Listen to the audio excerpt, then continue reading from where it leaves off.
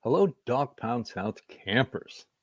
This is a special edition of the Cleveland Browns Dawgpound South podcast, part of the Fanatical L's Network, part of the Fans First Sports Network. I'm your host, Steve Gill. We weren't able to do a show on Thursday. Well, namely, I was thinking about doing one, but I had Wi-Fi problems. So I decided, well, I'll wait a couple days, and then I'll just pick a nice day before the game on Sunday and just bring you up to date. A lot of news this week. Of course, Amari Cooper was traded. And as I said on Monday, he and Greg Newsome are probably the only two players whose contract, work, and value to other teams, and also position group, you trade away a piece and you got to have someone to come in and replace that piece. I don't disagree with the Amari Cooper trade. Teams were calling, and Buffalo offered essentially a third. You take that. I didn't think he would be worth a fourth or maybe even a fifth, but to get a third, yeah, you do that. You move him on. And also, there's a little known thing that a lot of people don't talk about. NFL GMs and NFL agents, it's a interesting relationship. So basically, the Browns did Amari Cooper a favor by trading him to a team who are now in the playoff hunt, and it gives him an opportunity to get a ring. And also, the agent is appreciative. The player and the agent is appreciative of that trade. So if you have to work with that agent in the future for another plan, you have good standing with that agent. All right. So like I said, the only other player, Greg Newsome, I saw where Zadarius Smith said he wouldn't mind going to Detroit. Of course he wouldn't mind going to Detroit. He gets to play against the team that gave up on him, the Minnesota Vikings, twice. So of course he's going to want to do that. But he said it wasn't up to him, which tells me he hasn't asked for a trade. Also, the Myles Garrett trade rumors are ridiculous. I said this on Monday, and I'll keep saying it. He loves Cleveland. He wants to stay there. They are probably going to sign him up again and make him the highest paid defensive player in the league. So, just stop with that crap. The Browns have not run up the white flag. I know a lot. You trade Amari Cooper, who is dropping passes every game. He's not as fast as he used to be. He had leg problems the last 2 years. Last year, he hurt his heel running into the end zone when they played the Texans in the regular season. So, God bless Amari Cooper, consummate professional football player. But look, he was dropping passes. Fans wanted to get rid of him. Now that you trade him away for a third, now everybody's going to say, oh, my God, what is Andrew Berry doing? He doesn't know what the hell he's doing. He knows what the hell he's doing. All right, the other big news this week, the return of Nick Chubb. Kevin Stefanski said he will play. You notice he didn't say he will start. He said he will play. So I would imagine he's going to be on some pitch count, which is fine. Let's just keep him healthy for the entire year. They need him for the entire year and to make sure that he's healthy for next year. Let's take a quick break. I think the more important offensive player coming back would be Nyheim Hines. I am looking forward to see what he can do, not only in the run game, pass game, return game. This guy could potentially help this offense and the special teams more than you think. Other players possibly returning. Posick, the center, which would be great. God bless Michael Dunn, but he's the emergency center for a reason. He's a better guard than he is a center. So if Posick comes back, you've got Bitonio and Dunn at guard, and Wills and Conkley at tackle. Okay, great. Good offensive line. You throw in a Nick Chubb for possibly maybe 40, 50% of the snaps. I don't know if he's feeling good. He may ask to go in for more, but he doesn't seem like the type to go up to the coach and say, "Put me in, coach." He's more of the type to sit there and just, tell him, I'm ready if you need me.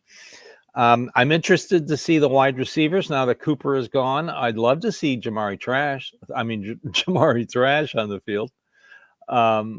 He had a pretty good preseason, but I would be interested to see how he would do in a game situation. Jerry Jeudy will get more looks, and Elijah Moore will get more looks, and hopefully we'll have a Cedric Tillman getting a few more looks. But remember, they have Njoku as well, so I hope they can build on what they were doing in the second half of the Eagles game. That inside zone run was really, really working, and it helped the short passing game. What they want to achieve with this offense is yards after the catch. Get the ball out quick, get it into the receiver, and have him turn upfield and start to run and let the defense try and catch him. That's the whole purpose of this passing game. What else happened this week? Oh, stadium news. Geez, there's a surprise. They're going to build a stadium in Brook Park. Wow. Geez, didn't see that coming. Of course they're going to build in Brook Park. And now you're getting politicians who only care about being politicians, complaining. And look, the city of Cleveland could have done something about their lakefront 25, 30 years ago. They chose not to because they don't have the future eye. They can't see past the one tree in the forest, and they need to concentrate on what's best for the future city. Now, if the Brook Park is still in Cuyahoga County and it's still in the Cleveland city limits, I do believe. So it makes perfect sense to build it where they can, and they've already been clearing the land. This is no surprise. If any politician said, "Wow, this caught me off guard," they're lying to you. They weren't caught off guard. They knew it was coming. Now, here's what they should do. Now, right now, they're going to threaten lawsuits, which is stupid.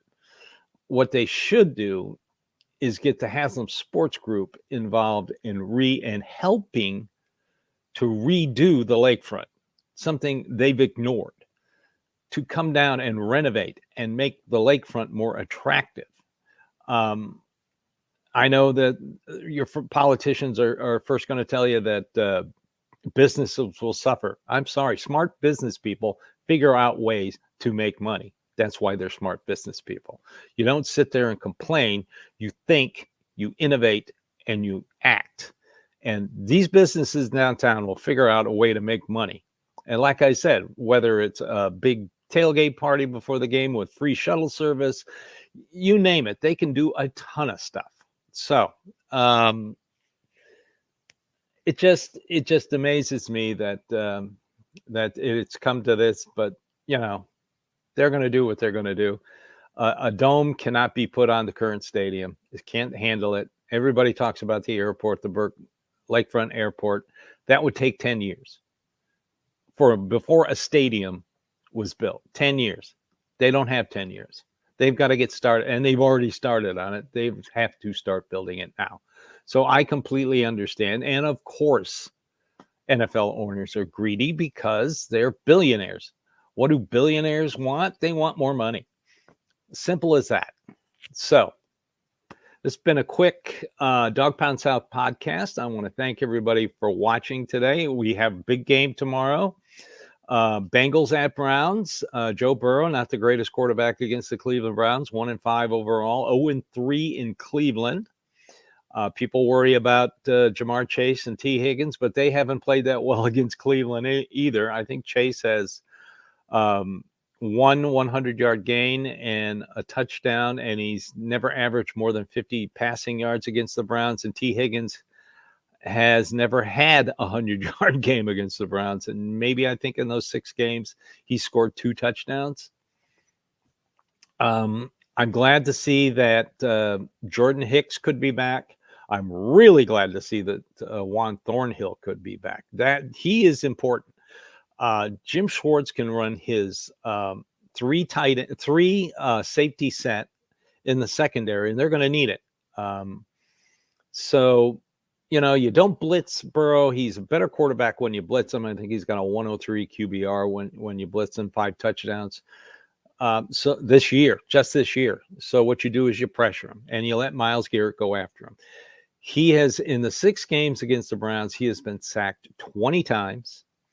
He's got a QBR of 86, completion rate of somewhere in the, I think 63.5, and he's had 8 turnovers, 5 interceptions, and 3 fumbles.